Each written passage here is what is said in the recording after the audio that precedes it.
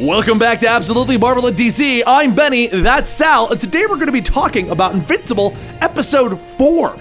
4? 4. Like I said in the other review, it's 3. Maybe they're staggering them. Do we have an Episode 5 of anything this week? Oh, I don't know. Yeah, there's nothing from the streaming services, I don't think. Okay. All right. Yeah, just regular old TV. Oh! I remember the other topic I wanted to talk to you about. Oh, great! We'll talk about it real quick after this episode. It'll go up here on Absolutely Marvel at DC, guys. It's WB officially has killed the Snyderverse. Oh. Yeah. More officially? More officially. Okay. We'll talk about that in another video. Today we're talking about Invincible Episode 4. Okay.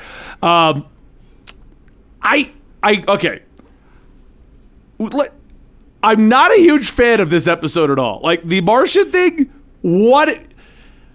Completely made up, just an opportunity to do, because the plot device of getting Mark away so that Nolan and his wife can hook up is in the comics, but they've got this whole undercurrent of the mystery and because spoilers for Invincible. Omni-Man kills the Justice League. Well, I mean, it's not really spoilers. We've established Omni-Man. I know. But I think the second episode, he says, "You're not conquering this world," and it's pretty obvious what his intentions are. Yes. So we know what he's doing. But in the comics, he just does that, and nobody knows. And then he just tells Mark. In the show, they're like turning it into a TV show where it's like, uh-oh, what if they find out? And I'm like, why are you stretching this? Is this your season finale? It's going to be the fight? That's where I think Kirkman is going with it. I think the season 1, and I think the problem that I'm having with the show is I just want them to get past the more famous Invincible moments so we can see where it's going. You know what I mean? Like, yeah. And that's the problem I have, because like my wife's watching it and she's just finding the show terribly boring. She was falling asleep during it yesterday. And I keep telling her, hang on. The hook is great. The hook in Invincible is great. But they're dragging the hook out. Yeah. Like, we're not getting to it. I thought we were going to get to that fight by mid-season. I thought that we were going to have Omni-Man versus Mark by mid-season. The hook is he killed them. Like, the hook is he's the bad guy. That's the big surprise. Once you drop that, you can't then go like, oh, and then here's some breadcrumbs. No. Like, yeah. This episode, out of the bag. This episode even solidifies it. Like, I don't even worry about stating that that's where they're going with it, because literally there's like two characters that are like, Omni-Man killed them. Why is he doing it? We've established now, people know that he's evil, that he's doing some crazy stuff, that everyone's tracking him, the whole 9 yards. So in my head, I'm just like, can we just get past it now so we can see what you guys are doing with this as a TV show? Right. And I think like, what we're doing with it as the show. Well, yeah, but that's what I mean. If this is what we're doing at the show, building up Mark on the side so that he's more prepared to fight Omni-Man, right. I guess it's like a coming of age tale, because we're doing all these dating stuff too. Yeah. Which I wasn't expecting, because Invincible really isn't a coming of age tale. It's supposed to basically, I guess, supplant. It's supposed to subvert your expectations. Right. That was the whole point of Invincible. You're expecting a coming-of-age tale with a father, Superman and his son, and what you get is the son having to immediately get his powers, beat down his dad, and then go off and do a whole bunch of other things. Yeah. But, like, I mean, and you get the coming-of-age within it. Like, you get Mark growing and becoming a man. You literally watch him go from being, like, a teenager reading comics on the toilet to an adult man leading an empire, and it's like there's a lot going on in there. I hope I didn't just ruin Invincible for everybody. If that's no good, just cut that out. But you get him going from no responsibilities to all the responsibilities, and it's kind of interesting to watch that development. But I don't know. I feel like part of the fun of Invincible is that Mark reads comic books. Mark was raised on superheroes, and despite the fact that he lives, it's not like Alan Moore, who's like, if there was a world of superheroes, why would anyone read comic books about superheroes? So pirates. You know, in this world, it's like, I read comic books about superheroes, and also there are superheroes and stuff. but Mark's great at it because he was raised on comics. Yeah. Like, Mark doesn't need to learn how to fly or to, figure out how to shift his weight or have uncertainty. What if I'm not good enough? Like, he doesn't have any of that in the comic. It's just him being, like... Invincible. I've been raised by Superman telling me I'm going to be Superman one day. So I have that in my DNA, not just literal Viltrum DNA, but also just in my own self-awareness, I have been raised to believe I'm going to be great. And also, I read comic books, so I know how to be great at being a superhero. Yeah. Like, I think failing constantly is just, that's TV crap. Like, you know what I mean? And I get it. I get it's been made for TV, but I thought we were past full TV adaptations of things. I thought we were now in adaptation, not TV show version of things. Like, CW does the TV show adaptation thing. They make it a show. The Flash should be able to just resolve this, but we need 4 episodes of him arguing with his friends. Oh my God, yes. Yeah, that's why I can't watch it. I'm like, this is an inferior version of a superhero product. If I want to watch a Flash adventure, I'll read a comic book. And it turns out for me, if I want to read about Invincible's adventures, I'll read the comic book. The show is TV-ifying Invincible. Well, I think what Kirkman, because I may be because I'm not the biggest Invincible fan. I've read the opening arc. I've read neither am I. Honestly, like, I've read it all, but like, there's a turn in that book where I hate the book. Well, there is a point in the book where doesn't he go back to Omni-Man at some point through time travel or whatever, and he I think it's during the reboot. They call it a reboot. It's not a reboot, but I'm pretty sure he talks to his dad and tells him he knows what's going on, and his dad does reveal that, no, I cared about your wife. I cared about you. I kind of debated not doing any of this. I think that's the direction they're doing.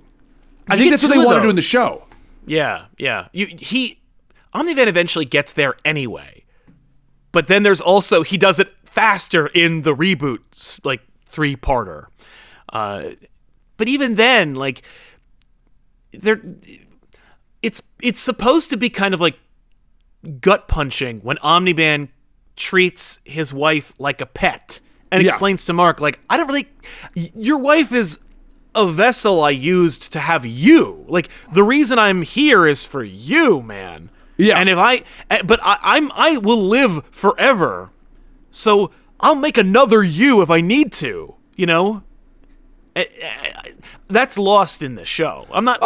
This whole episode is basically showing that Omni-Man's doing what he's supposed to do, but he doesn't really like that idea. He wants to spend time with the wife, and he doesn't really want to train. It's like they're worried about our ability to forgive Omni-Man, and I'm like, why? Like, why do you care? Yeah.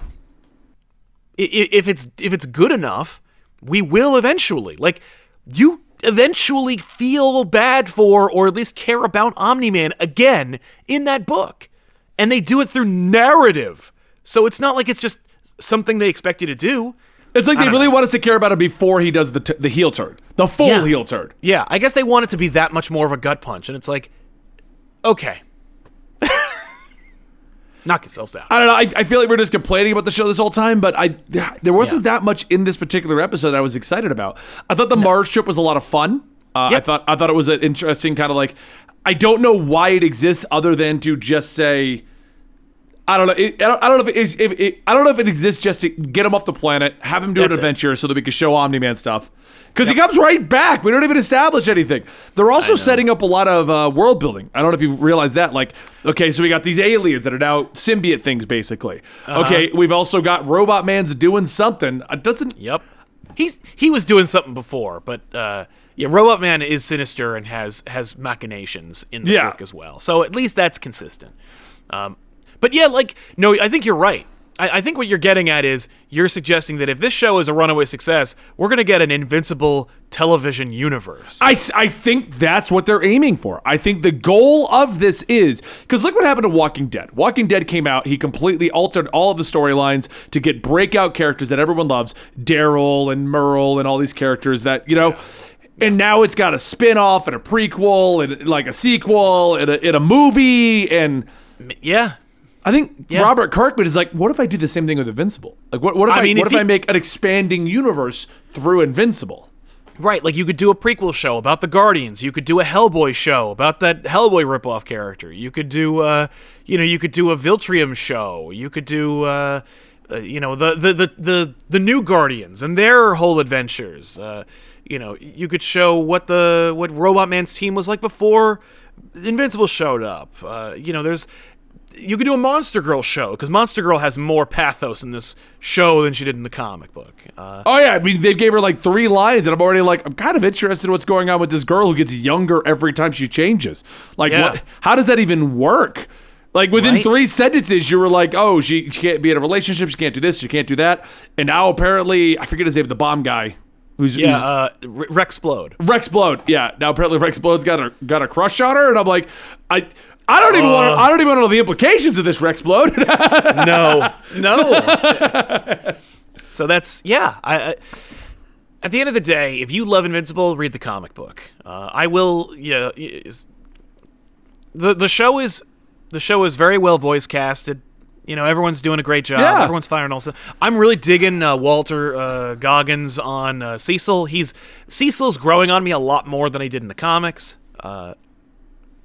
I like Could that. be the voice. I will say my complaints about the animation. I didn't catch any weird animation hiccups in this one. It wasn't nearly as bad. It wasn't nearly as glaring. The issues that were in it, it was like they were clever and they hid them well, and it was fine. Well, they used that smoke a lot in this episode, so I'm assuming they used that to hide quite a few things. But at least it made sense plot-wise why they were doing such a thing. Yeah, definitely.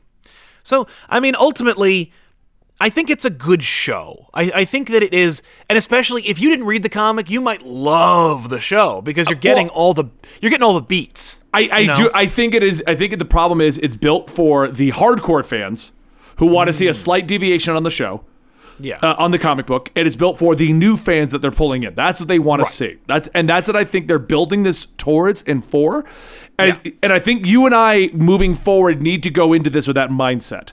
This is going to be more structured like a CW style show where we get to have the adult animation, we get to have the adult jokes, we get to have crazier the things, violence and everything. Yeah, right. But we are going to deal with Omni-Man and his wife. We are going to deal with the back and forth of Adam, Eve, and Rexplode. We are going to deal with Mark going on these dates. I don't remember these dates at all. Him having a girl, the girl he was trying for. No, they just made it up. But Mark does go out with Amber, and yes, it's frustrating. I don't know. The romance for Mark is you want him to get together with Adam.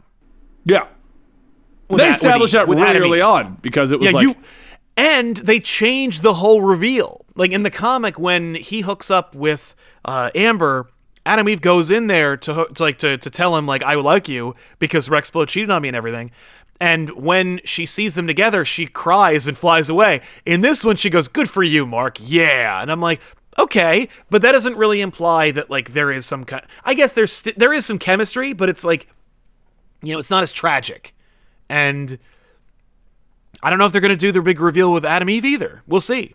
And that's the thing about this show that I do appreciate and I do like is that listen, I sound like a comic book purist. I sound like I'm like, no, this show should be a 1-to-1 ratio of the comic book. And I'm like, no, because in 128 issues, I hate the comic book.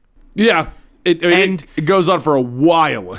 And if you go in another direction, if you Walking Dead this, where you just go in a totally different direction, I might like the show more. So we'll see.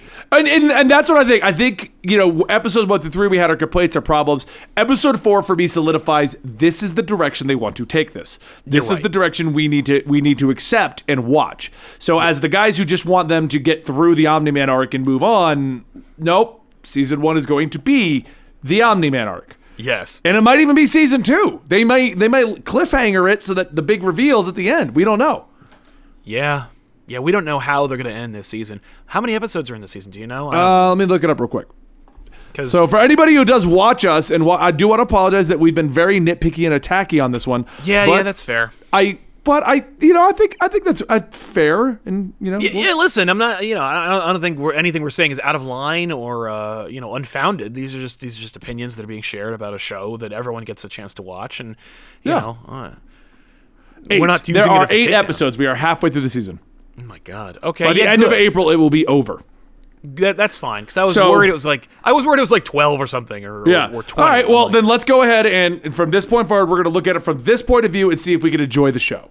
Yes. Okay. It's that kind of show. Okay, cool. Yeah, I can do it is that kind of show, and you may not watch after season 1, but I like CW shows. Yeah, I don't, so that's gonna be funny. We'll see. But I mean, you get a couple of things, like you get a couple of things that I do like that aren't in CW shows. Like you do have a closer relationship to the comic books. You do get to be more accurate, or at the very least more faithful. Yeah. You also get the violence and the all the fun stuff that you don't get in a CW show.